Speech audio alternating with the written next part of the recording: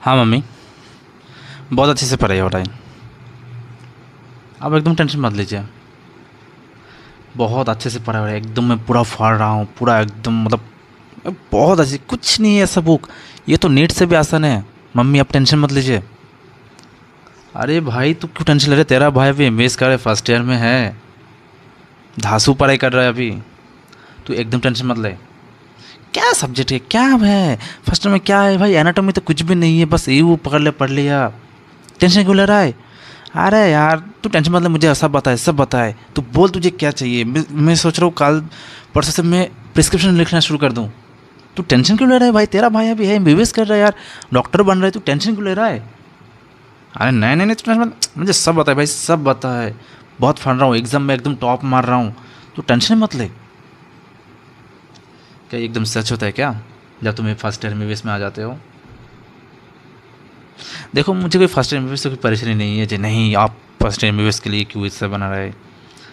लेकिन ये सच है क्या? सच में तुम पहले आके पढ़ पाते हो क्या? तुम सच में तुम मन से पढ़ाई करते हो? तुम सच में तुम्हारा खुद से पूछो ना यार, तुम सच में पढ़ाई कर पाते हो क्या आके? सच बोलना, पढ़ पाते हो ना? मुझे पता है पढ़ पाते हो का नहीं पता है, ठीक है, क्योंकि सेम सिचुएशन में मैं भी गुजर चुका हूँ। तो ये सेम ही होता है। हम जो कर रहे हैं ना, 75%, अगर मैं बोलूँ 100%, तो 100% के अंदर 25% ऐसा होता है जो सच में ये ट्रू होता है, 25% स्टूडेंट के लिए। और जो बाकी 75% स्टूडेंट रहा ना, उन लोगों के लिए ये झूठ होता है, घर पे बोलना पड़ता है। सो सिर्फ है second year student from MS Guwahati. जो मैंने कुछ बात बोला ना, जो पढ़ाई कर पा रहा हूँ, नहीं कर पा रहा हूँ, 25% इज़ ट्रू। 100% मतलब 25% ऐसा स्टूडेंट होता है तो सच में पढ़ पाता है, झूठ नहीं बोलते। हाँ, लेकिन जो 75 स्टूडेंट रहता है, जिसके अंदर मैं भी आता हूँ, ऐसा नहीं जब मैं 25% के अंदर आता हूँ, मैं भी उस 75 के अंदर आता हूँ। और ये कॉमन है यार, ये कॉमन है, सब में ही होता है, ये सभी बोलते हैं। क्योंकि मैं खुद बोला था ना, क्यों बोला था मैं भी वही बोल रहा हूँ, क्योंकि कोई रास्ता नहीं था यार। फर्स्ट ईयर में आया था, पहले तो बहुत शौक था, मैं फर्स्ट ईयर में हूँ, एमबीबीएस कर रहा हूँ, ये तो एक बहुत बड़ा था एटीट्यूड। फिर उस टाइम में हम लोगों ने नीट के दौरान एक छोटा सा किताब पढ़ा था, अचानक आके इस टाइप का, ये तो नहीं है लेकिन ये सेकेंड ईयर का बुक है, तो इस टाइप के बुक हाथों में ले लिया। बायोकेमिस्ट्री होता है, फिजियोलॉजी होता है, फिर स्टेथो ले लिया, पढ़ने का भूल ही गया और बैकलॉग भी लगते गया। और मम्मी को मैं बोलते जा रहा हूँ, जहाँ मम्मी मैं पढ़ाई करते जा रहा हूँ, दोस्तों की बहुत भाषण मार रहा हूँ, जहाँ भाई तेरा भाई पढ़ रहा है, कल से मेडिसिन प्रिस्क्राइब करेगा, तो टेंशन मत ले। सब लोग फोर्थ ईयर में करते हैं, मैं थर्ड ईयर में, फर्स्ट ईयर में कर दूँगा। लेकिन यार ये बोलने के बाद ना खुद के दिल पे एक ख़राब लगता है यार, क्योंकि हम लोग खुद को तो धोखा दे, मम्मी को धोखा दे रहे हैं, उसके साथ साथ खुद को भी धोखा दे रहे हैं। तो आप लोग शायद पूछेंगे आप क्यों बोल रहे हैं? अगर आप 75% के अंदर आते हैं तो आप क्यों बोल सकते हो? 25 स्टूडेंट बोलेंगे जो 25% सक्सेस में आता है। तो यार शायद एक चीज़ भूल रहे हो, कोई ग्रेट मैन ने कहा है, अगर कुछ गलती हो तो बोल देना, कोई ग्रेट मैन ने कहा है अगर तुम किसी भी चीज़ में सक्सेस होते हो तो तुम दूसरों को गाइड कर पाओगे, है ना? लेकिन अगर तुम फेल होते हो तो तुम दूसरों को लीड कर पाओगे। तो यार मैं तो सक्सेस बहुत कम ही हुआ हूँ, फेल ज़्यादा हुआ हूँ, तो मुझे अच्छी तरह पता है कैसे लीड करना है, ठीक है ना?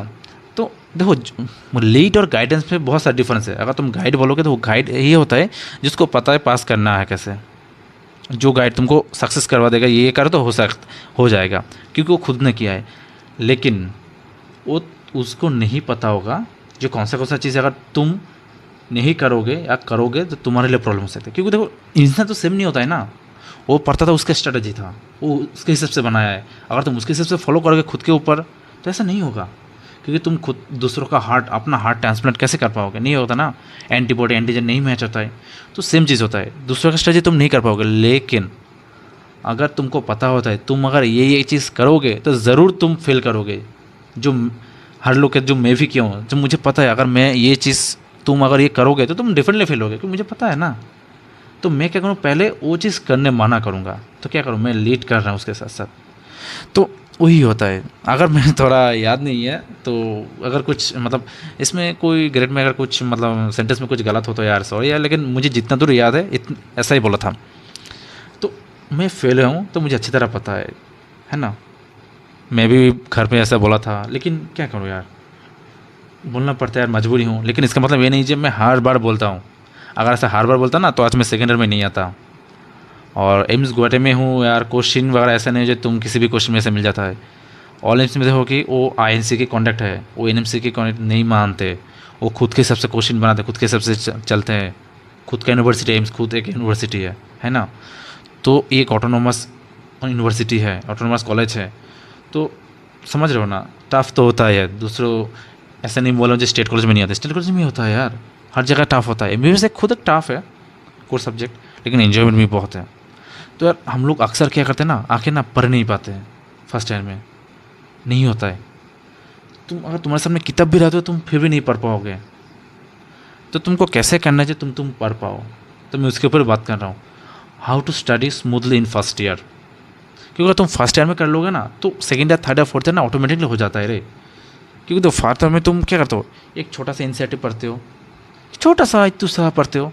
उसके बाद क्या होता है, तुम ये पढ़ने के बाद एक आदत हो जाता है छोटा छोटा। लेकिन जब तुम जाओगे ना तुम एक अलग ही चला जाएगा। तुम एक छोटा सा टॉपिक है, जैसे तुम ह्यूमन फिजियोलॉजी तुम देखे हो, कितना सा टॉपिक है, और ह्यूमन फिजियोलॉजी का इतना सा बुक ही है। अब तुम बोलो तो ऑब्वियसली बड़ा चीज़ आ जाएगा ना, बहुत बड़ा चीज़ जो तुम यूनिट में उससे ज़्यादा ही बड़ा हो जाएगा। बात करने से पहले मैं बोल देता हूँ यार, तो चलो इसके बारे में बात करते हैं। बहुत ज़्यादा मेहनत कर रहा हूँ अभी, तो बहुत ज़्यादा रेगुलरिटी मेंटेन कर रहा हूँ यार।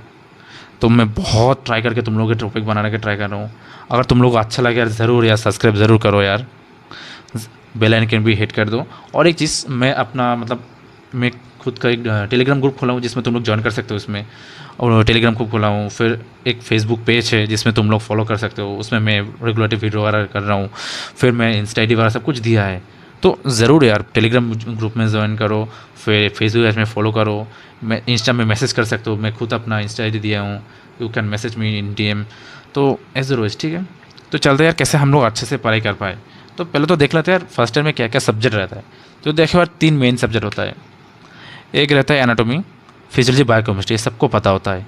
और एक सब्जेक्ट रहता है जिसको हम लोग कम्युनिटी मेडिसिन कहते हैं, वो मेनली थर्ड ईयर का होता है, लेकिन फिर भी फर्स्ट ईयर से पढ़ाया जाता है। और कभी कभी फाउंडेशन कोर्स वगैरह होता है। तो हम लोगों ने मेनली वो 3 होता है। अगर हम लोग 3 बोलते हैं ना, एनाटॉमी छोटा ANATOMY, ANATOMY, एनाटॉमी इतना, ये जो सुना कितना सुंदर वर्ड है एनाटॉमी। भाई एनाटॉमी इतना नहीं होता है, वो बहुत कुछ चीज़ों से बनता है कॉम्बाइन होकर। जैसे एक मैं बोलूँ general anatomy first, second gross anatomy, third histology, fourth embryology, इस टाइप का ये सब बनता है। फिर बोन्स, ह्यूमन स्केलेटल, वो भी एनाटॉमी के अंदर ही आता है। तो फर्स्ट अगर मैं बात करूँ तो जनरल एनाटॉमी, देखो क्या क्या आता है। जनरल एनाटॉमी में तुम्हारा वो आ जाएगा जिसमें तुम्हारा टिश्यू वगैरह आ जाएगा, फिर तुम्हारा कार्टिलेज वगैरह आ जाएगा। तो उस सब आता है तुम्हें जनरल एनाटॉमी के अंदर। बोन के अंदर तुमको देखना पड़ता है क्या आता है बोन, तुमको क्या करना चाहिए। तुम स्केल के बोन्स में तुम्हारा ये हैंड वगैरह, radius, ulna, wrist joint, carpel, metacarpal सब आता है। और ग्रॉस की बात करूँ तो देखो ग्रॉस में अगर ऐसे नहीं बनता, ग्रॉस में तुमको हैंड, अपर लिम, लेग, लोअर लिम, ये स्कल का, और इसमें अंदर ब्रेन रहता है तो neuroanatomy, then abdomen, thorax, pelvis, बहुत सारा है। तो ये सब मन के बनता है। तो एक्चुअली जो एनाटॉमी, और जो मैं पूरा बात करूँ फिर बोल रहा हूँ, और जो दूसरा फिर क्या है, फिर उसके बाद आ रहा है क्या तुम्हारा जो, हाँ एम्ब्रियोलॉजी। देखो एम्ब्रियोलॉजी में क्या होता है, तुम उसमें 2 टाइप, एक जनरल एनाटॉमी, एक सिस्टेमिक एनाटॉमी, सिस्टेमिक एम्ब्रियोलॉजी। तो तुम जनरल जो एम्ब्रियोलॉजी है उसमें तुम क्या सीखोगे, उसमें तुमको जो मरूला, ग्रेस्टुला वगैरह, फिर तुमको ट्रोपोप्लास्ट वगैरह ये सब सिखाया जाता है। जब तुम सिस्टेमिक एम्ब्रियोलॉजी आएगा उसमें तुम्हारा टंग का embryology, thyroid gland, parathyroid gland, vagina, फिर तुम्हारा हार्ट, सबका उसमें सिस्टेमिक एम्ब्रियोलॉजी के अंदर आता है। अगर मैं हिस्टोलॉजी की बात करूँ तो उसमें भी सेम 2 में डिवाइड करते हैं, एक सिस्टेमिक हिस्टोलॉजी और एक होता है जनरल हिस्टोलॉजी। जनरल हिस्टोलॉजी में तुमको डार्मिस, एपिडर्मिस, स्किन, फिर तुम्हारा कार्टिलेज, हाइलेंड कार्टिलेज, फिर तुम्हारा व्हाइट जो तुम्हारा कार्टिलेज वगैरह है तो उसमें सिखाया जाता है। फिर तुम्हारा सिस्टेमिक जो हिस्टोलॉजी है उसमें तुमको क्या सिखाया जाए, उसमें ओवारी, फिर तुम्हारा एपिडिडाइमिस, टंग, सबका तुमको सिखाया, उसमें दिखाया जाता है, बनना पड़ता है। ठीक है। तो देखो यार अगर मैं बात करूँ अगर मैं एम्स की बात करूँ, ठीक है, तो हम लोग का जो ग्रॉस होता है, ग्रॉस में हम लोग क्या करते हैं, हम लोग एम्स गुवाहाटी का ग्रॉस में जो मिनिमम मार्क्स कहाँ से क्वेश्चन इंपॉर्टेंट होता है, मैं वो भी थोड़ा बोल देता हूँ, हिंदी दे देता हूँ।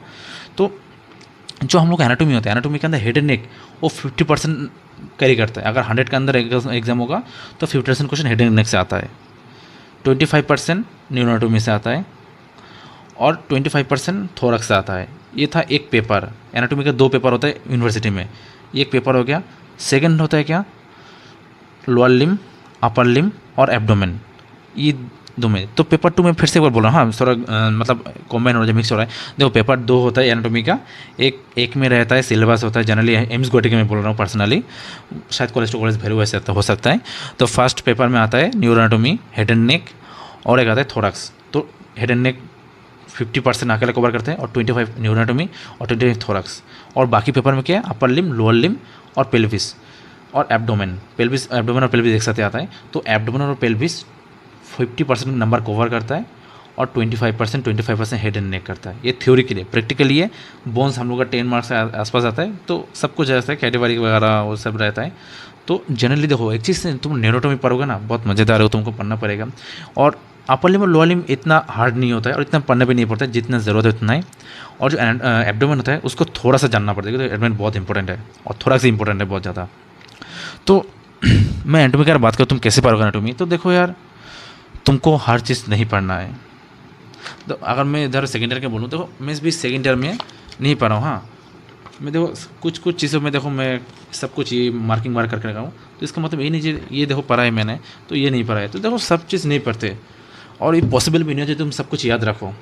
तो कुछ चीज़ों के याद रखना पड़ता है, वो तुम प्रोफेसर खुद बोल देते हैं या तो मैं खुद ही बोल सकता हूँ क्या क्या ज़रूरत पड़ता है, और वही एग्जाम में पूछा जाता है और वही आगे हेल्प होता है। क्योंकि देखो तुम 3 सब्जेक्ट पढ़ रहे हो ना, तुम्हारे पॉसिबल नहीं है तो तुम पूरा सब्जेक्ट याद रखो। तो उसके लिए तुम क्या करोगे, देखो एनाटॉमी के लिए तुमको हर चीज़ नहीं पढ़ना है। कौन सा चीज़ पढ़ना है, तुमको कॉलेज में बोल देते हैं, प्रोफेसर खुद बोल देते हैं ये पढ़ो ये पढ़ो।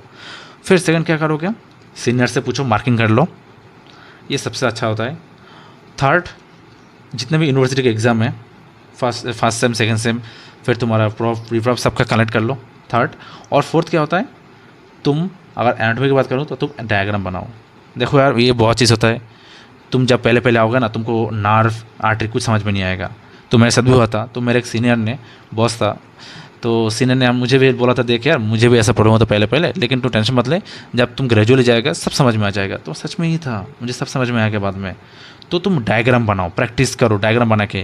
जैसे सपोज टू मैं बात करो, ये रेडियल नार्व है, रेडियल नार्व कहाँ से बन रहा है, कौन सा रूट है, फिर रूट से कहाँ जा रहा है, आर्म में कहाँ जा रहा है, फोरम में कहाँ जा रहा है, तुम्हारा हैंड में कहाँ जा रहा है, कहाँ इन्हें तुम्हारा एनाटॉमी का स्नैप बॉक्स इधर से जा रहा है, जाके कहाँ कर रहा है, क्या सप्लाई कर रहा है, सब कुछ डायग्राम बनाओ और डायग्रामेटिकली सोचो, अपनी बॉडी में सोचो कहाँ है वो चीज़, तो तुम्हारा बहुत जल्दी याद हो जाएगा। समझ रहे हो ना। तो ऐसे तुमको एनाटॉमी अप्रोच करना है। तो ये बस एनाटॉमी के नहीं, बाकी सब में है, तो मैं बाकी भी बोल देता हूँ। तो मैं आप यहाँ आता हूँ फिजियोलॉजी। देखो फिजियोलॉजी एक ऐसा सब्जेक्ट है जो बहुत इंपॉर्टेंट होता है और बहुत मज़े भी आता है इसमें, है ना, बहुत मज़े भी आता है। देखो फिजियोलॉजी हम लोग एनसीईआरटी से पढ़ते हैं यार, अभी इसमें आके बहुत बारह पढ़ेंगे तो उसमें बहुत कुछ पढ़ना पड़ेगा। फिजियोलॉजी में बहुत सा डिवाइड किया जाता है यार। और मैं बोलूँ फिजियोलॉजी में बहुत सारे इंपॉर्टेंट टॉपिक जो हम छोड़ूंगे, जैसे रिस्पिरेटरी सिस्टम है और कैसे रिस्पिरेट करते हैं, उसमें बहुत जगह हेल्प होगा। तुमको पीडियाट्रिक में चाहिए, मेडिसिन में चाहिए, सब जगह में चाहिए तुमको रिस्पिरेटरी सिस्टम। फिर तुमको, और मैं बोलूँ हार्ट जगह में आएगा। तुम कहीं भी जाओ, फार्माकोलॉजी में तुम्हारा हार्ट चाहिए, पैथोलॉजी में तुम हार्ट पढ़ोगे, फिर फिजियोपैथोलॉजी, फिर तुम कहीं पर भी जाओ, फिर तुम्हारा ब्लड पैथोलॉजी हर जगह में पढ़ोगे, माइक्रोबायोलॉजी में तुमको ब्लड सब कुछ आता है।